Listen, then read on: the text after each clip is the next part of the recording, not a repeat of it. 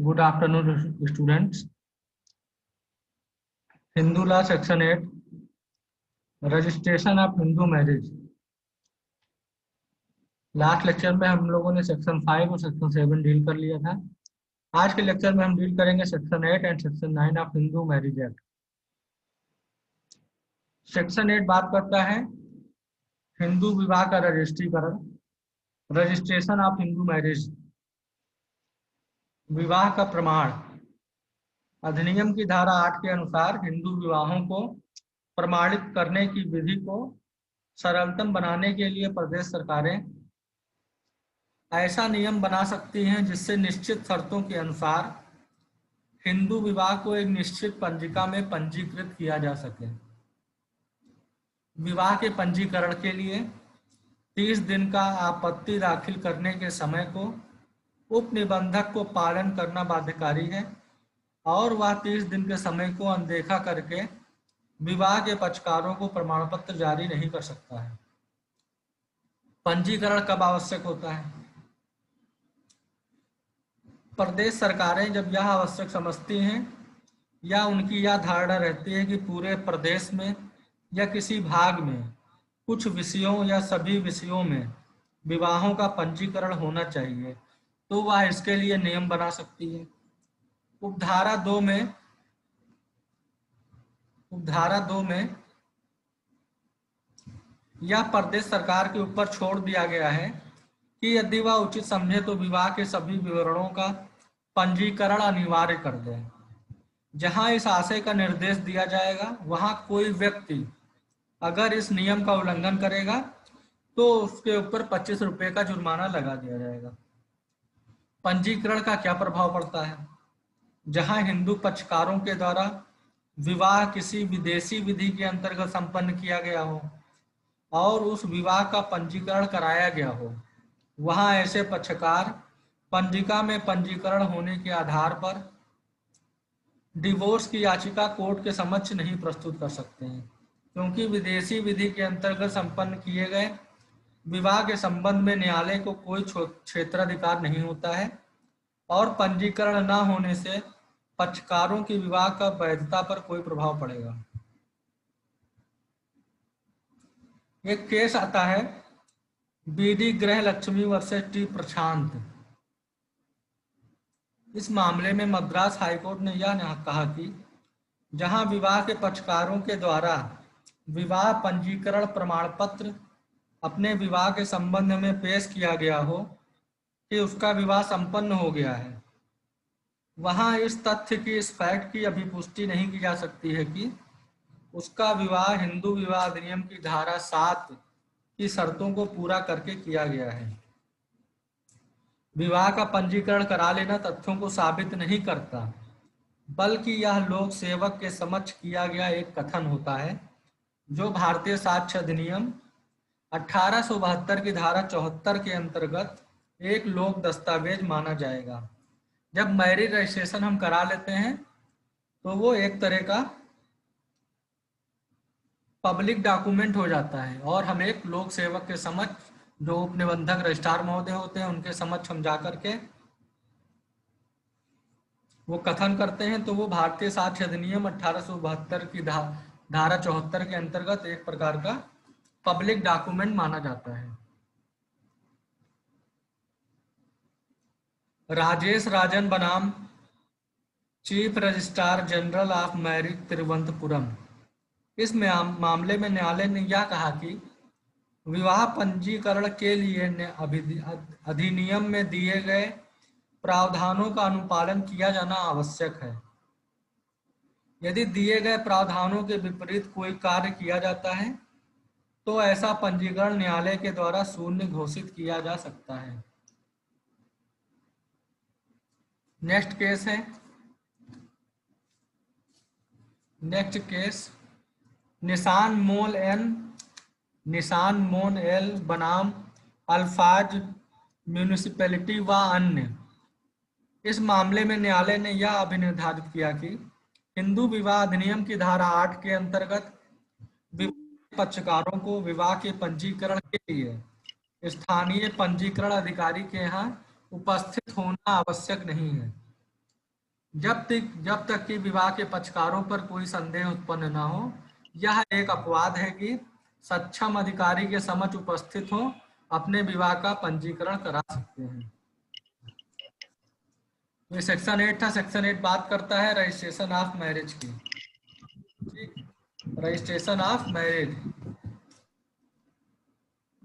Next section है section 9, बात करता है दाम्पत्य अधिकारों के पुनर्स्थापन की।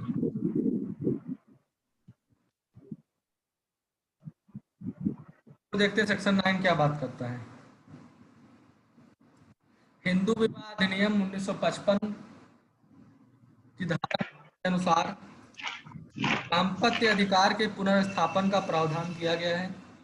यह है कि दाम्पत्य अधिकार की पुनर्स्थापना के लिए न्यायालय में प्रार्थना पत्र दिया जा सकता है। दाम्पत्य अधिकार के पुनर्स्थापन के लिए न्यायालय में प्रार्थना पत्र दिया जा सकता है। हिंदू विवाह का क्या उद्देश्य है? हिंदू विवाह का उद्देश्य दाम्पत्य जीवन के सुख एवं सुविधा से संबंधित है। विवाह के पक्षकारों को एक साथ रहने तथा एक दूसरे के साथ सहवास करने का अधिकार होता है। वे एक दूसरे से बिना किसी युक्त कारण के अलग नहीं रह सकते हैं। यानी ए और बी का अगर विवाह संपन्न हो गया है तो वो एक साथ रहेंगे, अलग अलग नहीं रहेंगे। बिना किसी युक्त कारण के वो दोनों अलग सेपरेट रूप में निवास नहीं कर सकते हैं। उन दोनों का सहचर्य कैसा होगा? साथ में होगा, एक गृह में निवास करेंगे।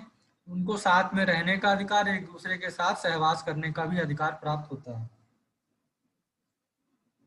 वे एक दूसरे से बिना किसी युक्त कारण के अलग नहीं रह सकते हैं। धारा 9 के अंतर्गत इस अधिकार की पुनर्स्थापना के संबंध में यह कहा गया है कि जहां पर पति या पत्नी ने बिना युक्त कारण के एक दूसरे के साथ रहना त्याग दिया हो, तो ऐसा व्यथित व्यक्ति जिला न्यायालय में याचिका द्वारा दाम्पत्य अधिकारों के पुनर्स्थापन की प्रार्थना कर सकता है।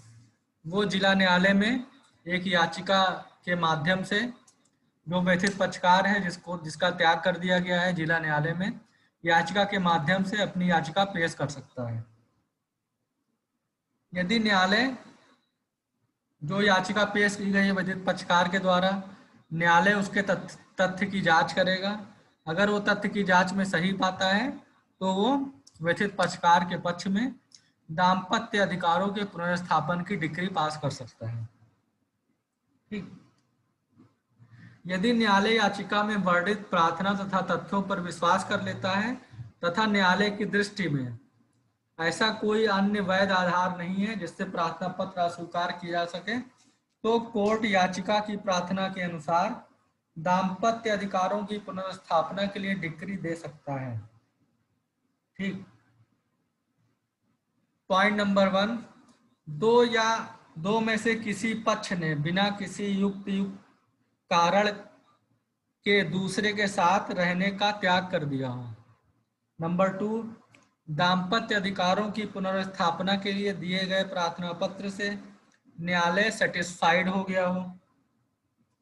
प्रार्थना पत्र अस्वीकृत किए जाने का कोई आधार ना हो, तो ऐसी स्थिति में न्यायालय जो है दाम्पत्य अधिकारों के पुनर्स्थापन की डिक्री जो है पारित कर देगा। केस साधु सिंह बलवंत सिंह बनाम श्रीमती जगदीश कौर। इस मामले में न्यायालय ने यह कहा कि धारा 9 के अंतर्गत डिक्री प्राप्त करने के लिए 2 बातें साबित करनी आवश्यक होती हैं। नंबर 1, जिसने याचिका पेश की है उसका त्याग कर दिया गया हो, यानी ए और बी हैं। हस्बैंड जो है वो अगर अपना घर का त्याग करके चला गया है तो जो पीड़ित पक्षकार है वो बी वाइफ है, वो अगर कोर्ट जाती है, अपने ग्राउंड्स उठाती है, कोर्ट उस ग्राउंड्स की तथ्य की जो भी स्टेटमेंट याचिका में पेश किया गया है उसकी जांच करेगी। कोर्ट अगर संतुष्ट हो जाता है कि ये क्या है, पिटीशन सही है, तो वो वाइफ के पक्ष में दाम्पत्य अधिकारों के पुनर्स्थापन की डिक्री पास कर देती है। ठीक, दाम्पत्य अधिकारों के पुनर्स्थापन की याचिका पीड़ित पक्षकार को जल्द से जल्द दायर कर देनी चाहिए। ठीक, इसमें मेन पॉइंट है औचित्यपूर्ण कारण। औचित्यपूर्ण कारण, दाम्पत्य अधिकार की पुनर्स्थापन की कोई भी याचिका तब तक सफल नहीं होती है जब तक कि यह ना दिख जाए कि साथ न रहने के आधार युक्त नहीं है। यदि न्यायालय इस निष्कर्ष पर पहुंच जाता है कि अलग रहने के कारण उचित एवं युक्त हैं, तो याचिका खारिज कर दी जाती है। यानी जो सहचर्य का त्याग किया गया है, अगर कोर्ट को ऐसा दर्शित होता है कि ये जो बिल्कुल उचित और रिजनेबल ग्राउंड पे किया गया है, तो ऐसी कंडीशन में कोर्ट जो है याचिका को खारिज कर देगा। जहां पति ने पति के विरुद्ध चारित्रिक दोष का आरोप लगाया हो, पति क्या है, चारित्रिक दोष का आरोप लगा रहा है, पत्नी अगर घर छोड़कर चली जा रही है, तो ये क्या है, एक तरह का रिजनेबल ग्राउंड है, तो पति को डिक्री प्राप्त नहीं होगी। अथवा वो पत्नी को मानसिक मेंटल टॉर्चर कर रहा है, मानसिक प्रताड़ित कर रहा है, तो इस स्थिति में भी उसको उचित ग्राउंड मिल जाएगा और उसके फेवर में दाम्पत्य अधिकारों के पुनर्स्थापन की डिक्री नहीं मिल पाएगी।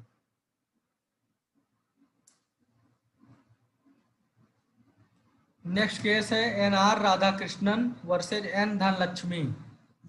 इस मामले में मद्रास हाईकोर्ट ने यह कहा कि पति द्वारा पत्नी को साथ रखने की याचना किया जाना का पूर्ण अधिकार नहीं होता है।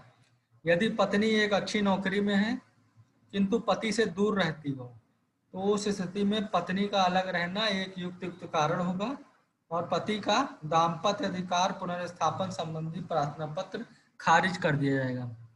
इस केस में ये हुआ कि ये कहा गया मद्रास हाईकोर्ट के द्वारा कि अगर पत्नी एक अच्छी सर्विस या नौकरी में है और वो इस कारण से अपने जॉब के कारण अपने पति से दूर रहती है, तो इस अवस्था में पति के द्वारा अगर दाम्पत्य अधिकारों के पुनर्स्थापन की डिक्री के लिए जिला न्यायालय में आवेदन किया जाता है, तो इसको खारिज कर दिया जाएगा, क्योंकि नौकरी के कारण पत्नी का दूर रहना पति से ये एक युक्त कारण है।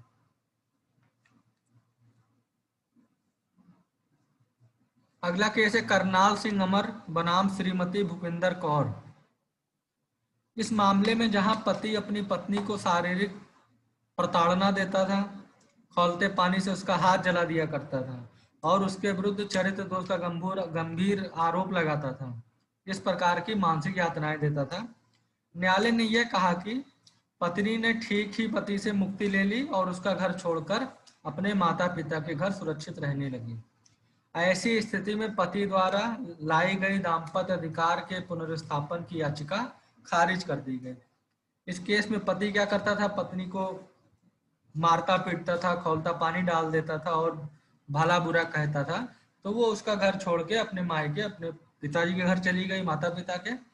तो पति के द्वारा जब दाम्पत्य अधिकारों के पुनर्स्थापन की डिक्री पास की गई, तो कोर्ट ने कहा कि नहीं, पत्नी द्वारा किया गया कार्य एकदम उचित है, रिजनेबल है, अतः पति के फेवर में दाम्पत्य अधिकारों की डिक्री नहीं मिलेगी और इनका प्रार्थना पत्र खारिज कर दिया जाता है। थर्ड है एस जयकुमारी बनाम एस कृष्णन नायर। इस मामले में केरल उच्च न्यायालय ने यह कहा कि पति के द्वारा दाम्पत्य अधिकारों की पुनर्स्थापना संबंधी दायर की गई याचिका को खारिज करने के लिए पत्नी के ऊपर यह दबाव नहीं डाला जा सकता है कि वह साबित करे कि उसको शारीरिक प्रताड़ना दी जाती रही है। यदि उसको मानसिक संताप दिया जाता रहा है तो भी धारा 9 के अंतर्गत दायर की गई याचिका खारिज की जा सकती है। ठीक, अगला केस रीमा बजाज बनाम सचिन बजाज। इस मामले में कलकत्ता हाईकोर्ट ने कहा कि जहां धारा 9 के अंतर्गत कोई याचिका न्यायालय के समक्ष प्रस्तुत की गई हो, वहां ऐसे मामले में पक्षकारों के द्वारा विवाह विच्छेद की धारा 13 के अंतर्गत संशोधन आवेदन पत्र के माध्यम से विवाह विच्छेद के आधार के अंतर्गत इसमें कोई परिवर्तन नहीं किया जा सकता और न ही अन्य कोई आधार को वाद्य के संशोधन के माध्यम से जोड़ा जा सकता है। Next case Hardeep Singh versus Shrimati Dalip Kaur. इस केस में पंजाब हाईकोर्ट ने यह निर्णय दिया कि जहां पति ने इस आग्रह को कि वह अपने माता पिता से अलग घर बनाकर रहे अस्वीकृत कर दिया जाता है, वहां पत्नी का इस बात से असंतुष्ट होकर पति से अलग रहने का कोई वैध कारण उत्पन्न नहीं हो जाता और इस आधार पर पति के दाम्पत्य अधिकार के पुनर्स्थापन की याचिका का विरोध नहीं कर सकती है और पृथक निवास का दावा कर सकती है। पति के दाम्पत्य अधिकार की पुनर्स्थापना की डिक्री उसी दशा में सफल होगी जबकि पत्नी को अलग रहने के युक्त कारण नहीं है। तो डिक्री किसी भी पार्टी को तभी मिलेगी जब कोर्ट को ये लगेगा कि जो ग्राउंड इनके द्वारा उठाया गया है, जो कथन किया गया है, वो सत्य है और बिना किसी युक्त या उचित कारण के घर का त्याग कर दिया गया है। अगला केस श्रीमती संतोष राम स्वरूप वर्सेज राम स्वरूप गणेश लाल। इस मामले में पत्नी बिना कारण पति का घर छोड़कर अपने माता पिता के घर वापस चली गई। उसके वापस जाने के बाद पति उसे अपने साथ रखने का काफी प्रयास करता है, लेकिन पत्नी जो है वापस नहीं आती है। पति ने इस आधार पर दाम्पत्य पुनर्स्थापन के लिए जिला न्यायालय के समक्ष एक याचिका पेश कर देता है। इस वाद में न्यायालय ने यह कहा कि उपरोक्त परिस्थिति का अवलोकन करते हुए पति के पक्ष में दाम्पत्य पुनर्स्थापन की डिक्री न्यायालय को पारित करनी चाहिए। इस वाद में न्यायालय ने यह भी निर्धारित किया कि पत्नी ऐसे परिस्थिति में किसी भी प्रकार की भरण पोषण पाने की अधिकारी नहीं होगी। एक एग्जाम्पल लेते हैं हम। यदि कोई वृद्ध माता पिता का साथ रहना पति पत्नी के सुख एवं सहवास में बाधा उत्पन्न करता हो अथा ससुर का व्यवहार पुत्र वधू के प्रति ठीक नहीं हो, जहां पत्नी को इस बात का भय हो कि नौकरी कर लेने पर उसके पति का व्यवहार उसके प्रति क्रूरतापूर्ण हो जाएगा और इसी भय के कारण वह अलग रहती है और दहेज की मांग का मिथ्या आरोप लगाती है, वहां उसके अलग रहने का औचित्यपूर्ण कारण नहीं माना जाता है। तो इस ग्राउंड पे भी पत्नी का जो कारण है वो उचित नहीं माना जाएगा। नेक्स्ट केस रविंद्रनाथ बारिक वर्सेस श्रीमती परमिला बाला बारिक। इस केस में पति द्वारा धारा 9 के अंतर्गत याचिका दायर किए जाने पर पत्नी ने अभिवचन में यह कहा कि पति का पिता उसको प्रायः परेशान करता है तथा यातनापूर्ण व्यवहार करता है ससुर उसके साथ, अतः पति द्वारा दायर की गई याचिका खारिज कर देनी चाहिए। यहाँ कोर्ट ने यह कहा कि पत्नी की शिकायत पति के विरुद्ध नहीं बल्कि उसके पिता के विरुद्ध है, जिसके कारण वह पति के साथ नहीं रहना चाहती है। फिर भी न्यायालय ने पति की याचिका खारिज कर दी और यह निर्धारित किया कि पत्नी का पति से अलग रहना युक्त है। अगला केस है रीता प्रजापति वर्सेज संजय कुमार। इस केस में यह अभिनिर्धारित किया गया कि जहां पति और पति के परिवार के अन्य सदस्यों का व्यवहार पत्नी के प्रति क्रूरतापूर्ण रहा है और उनके द्वारा उसे परेशान किया जाता रहा है, वहां पति दाम्पत्य अधिकारों के पुनर्स्थापन की अज्ञप्ति पाने की अधिकारी नहीं होगी। तो दाम्पत्य अधिकारों का पुनर्स्थापन क्या होता है? पुनर्स्थापन मतलब पुनः की स्थिति में ले आना। ए और बी पति पत्नी हैं तो वो एक साथ एक गृह में निवास करेंगे, एक साथ उनको निवास करने का अधिकार है, सहवास करने का अधिकार है। लेकिन अगर कोई एक पक्षकार बिना किसी युक्त कारण के उस घर का त्याग कर देता है, सहचर्य का त्याग कर देता है, दाम्पत्य जीवन का त्याग करके कहीं और चला जाता है, तो जो व्यथित पीड़ित पक्षकार है वो जिला न्यायालय में एक अर्जी के माध्यम से अपने कथनों को याचिका में लिखेगा और ये भी लिखेगा कि जो सहचर्य का त्याग किया गया है दूसरे पक्षकार के द्वारा वह अनुचित है एवं बिना युक्त कारण के ऐसा त्याग किया गया है। कोर्ट याचिका में जो कथन किए गए हैं उनकी जांच करेगा। अगर कोर्ट संतुष्ट हो जाता है कि जो कथन व्यथित पीड़ित पक्षकार के द्वारा किया गया है वह सही है और जो सहचर्य का त्याग किया गया है वह अनुचित है, बिना किसी युक्त कारण है, तो जिला न्यायालय व्यथित पक्षकार के पक्ष में दाम्पत्य अधिकारों के पुनर्स्थापन अर्थात धारा 9 की डिक्री उसके फेवर में पारित कर देता है। लेकिन अगर कोर्ट को लगता है कि जो सहचर्य का त्याग किया गया है वो उचित और युक्त कारण के अनुसार किया गया है, तो ऐसी स्थिति में कोर्ट जो है दाम्पत्य अधिकारों के पुनर्स्थापन की डिक्री नहीं देगा और ऐसी याचिका को खारिज कर देगा।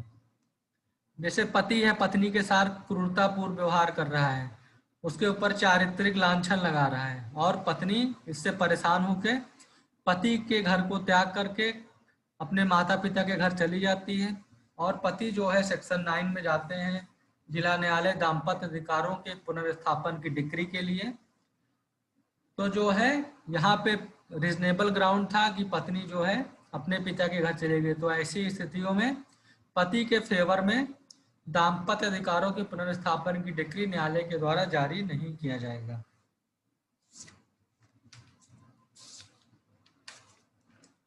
अगला केस है रीता प्रजापति बनाम संजय कुमार।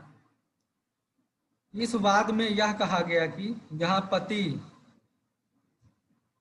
और पति के परिवार के अन्य सदस्यों का व्यवहार पत्नी के विरुद्ध क्रूरतापूर्ण रहा है, उनके द्वारा उसे परेशान किया जाता रहा है।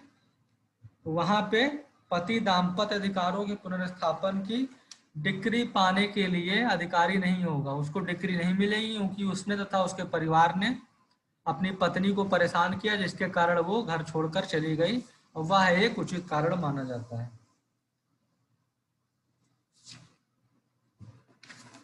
बहुत इंपॉर्टेंट केस है डी सरिता बनाम वेंकट सुवैया।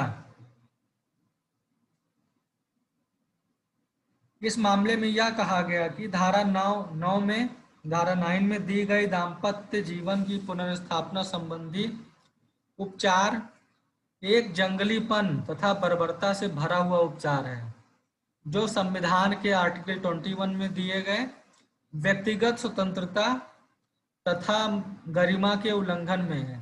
अतः धारा 9 को संवैधानिक तौर पर शून्य एवं निष्प्रभावी करार कर दिया। न्यायाधीश महोदय ने यह कहा कि दाम्पत्य अधिकार के पुनर्स्थापन की डिक्री व्यक्तिगत प्राइवेसी के अधिकार का सबसे बुरा उल्लंघन होता है। यह किसी नारी को अपने शरीर को कब और किससे एक बच्चे को जन्म देने का साधन बनाया जाता है उसके इस बात पर निर्णय लेने की स्वतंत्रता पर अनावश्यक नियंत्रण आरोपित करता है। उसका अपने शरीर के विभिन्न अंगों को स्पर्श न किए जाने के अधिकार से वंचित करता है, क्योंकि यह प्रत्येक स्त्री की व्यक्तिगत स्वतंत्रता है कि वह तय करे कि किस व्यक्ति से कब वह अपने शरीर के अवयव को स्पर्श कराएगी। न्यायाधीश महोदय के अनुसार इस प्रकार धारा 9 के अधीन डिक्री से प्राइवेसी के व्यक्तिगत अधिकार पर कुठाराघात करना होगा। इस निर्णय में यह कहा गया कि सरोज रानी बनाम सुदर्शन राज्य में पलट दिया गया और उच्चतम न्यायालय द्वारा हरविंदर कौर बनाम हरमंदर सिंह चौधरी के में दिए गए विचार का पुष्टिकरण किया गया। न्यायालय के अनुसार दाम्पत्य अधिकारों की पुनर्स्थापना संबंधी उपचार विवाह के पक्षकारों को एक दूसरे से सन्निकट लाता है तथा उनके आपसी मतभेद को दूर करने में भी सहायक होता है, जिससे वह भी सद्भाव के साथ रह सकें। इसका उद्देश्य सेक्शन का उद्देश्य विवाह जैसी संस्था को सुरक्षित करना है। टी सरिता के मामले में न्यायाधीश के मस्तिष्क में दाम्पत्य संबंध का तात्पर्य केवल लैंगिक संभोग से है, किंतु यह सही दृष्टिकोण नहीं था। न्यायालय लैंगिक संभोग को बाध्यकर नहीं बना सकता है, ना ही कर सकता है। संभोग वैवाहिक जीवन का एक अंग है, किंतु सभी कुछ नहीं है, ना ही विवाह के अन्य महत्वपूर्ण पहलुओं को गौण बना देता है।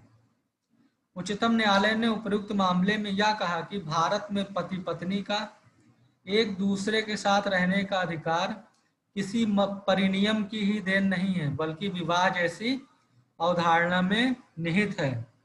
धारा 9 के अंतर्गत इसको किसी अत्याचार का माध्यम होने से बचाने का रक्षोपाव प्रदान किया गया है।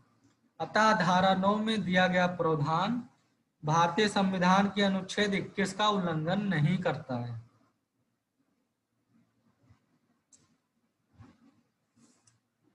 नेक्स्ट केस है वारा लक्ष्मी चरक वर्सेज सत्यनारायण चरक। इस मामले में दाम्पत्य अधिकार के संबंध में आंध्र प्रदेश उच्च न्यायालय द्वारा यह निर्णय दिया गया कि जहां की पक्षकारों के बीच दाम्पत्य अधिकार का पुनर्स्थापन आदेश की वजह से संबंध विखंडित हो चुका है और पक्षकारों के बीच किसी भी प्रकार की कोई संभावना न बनती हो, वहां ऐसी स्थिति में पत्नी को दाम्पत्य संबंधों के निष्क्रिय स्थिति में पति के साथ रहने के लिए उसे बाध्य नहीं किया जा सकता है। नेक्स्ट केस पी लवन्या बनाम पी दिनेश राव। यह मामला फिर से आंध्र प्रदेश हाई कोर्ट के द्वारा डिसाइड किया गया। इसमें आंध्र प्रदेश उच्च न्यायालय ने यह निर्धारित किया कि जहां पति ने किसी विशिष्ट कारण के बगैर पत्नी को स्वीकार करने से मना कर दिया हो, वहां ऐसी स्थिति में दाम्पत्य अधिकारों का पुनर्स्थापन आदेश न्यायालय के द्वारा दिया जा सकता है। Next case Shrimati Vinita Himanshu Agarwal versus Himanshu Bhanwar Lal. इस मामले में न्यायालय ने यह कहा कि दाम्पत्य अधिकारों के पुनर्स्थापन का वाद पति द्वारा वहां दायर किया जाना चाहिए जहां पत्नी निवास करती है। इस केस में यह कहा गया कि केस कहां पे फाइल होगा, यदि दाम्पत्य अधिकारों के पुनर्स्थापन का वाद पति द्वारा दायर किया जाना है तो वाद वहां पे दायर किया जाएगा जहां पे पत्नी निवास कर रही है। तो सेक्शन 9 क्या बात करता है, दाम्पत्य अधिकारों के पुनर्स्थापन की, यानी पति या पत्नी में से किसी एक पक्षकार ने सहचर का त्याग कर दिया हो, ऐसा त्याग बिना किसी युक्त कारण या उचित कारण के किया गया हो, तो जो व्यथित पक्षकार है वो एक याचिका के माध्यम से जिला न्यायालय में अपनी एक अर्जी पेश करेगा कि दूसरे पक्षकार ने बिना किसी उचित या युक्त कारण के सहचर का त्याग कर दिया है। अतः महोदय आपसे निवेदन है कि धारा 9 के अंतर्गत दाम्पत्य अधिकारों की पुनर्स्थापन की डिक्री हमारे पक्ष में पारित करने की कृपा करें। अब न्यायालय जो व्यथित पक्षकार द्वारा याचिका पेश की गई है उनके तथ्य जो बताए गए हैं, जो कथन याचिका में किए गए हैं, उन तथ्यों की जांच करेगा, देखेगा कि मामला क्या खारिज किए जाने योग्य है या मामला डिक्री दिए जाने योग्य है। अगर कोर्ट इस बात पर सेटिस्फाइड हो जाता है कि बिना किसी उचित या युक्त कारण के सहचर का त्याग कर दिया गया है तो न्यायालय व्यथित पक्षकार के पक्ष में धारा 9 के अंतर्गत दाम्पत्य अधिकारों के पुनर्स्थापन की डिक्री को पारित कर देगा।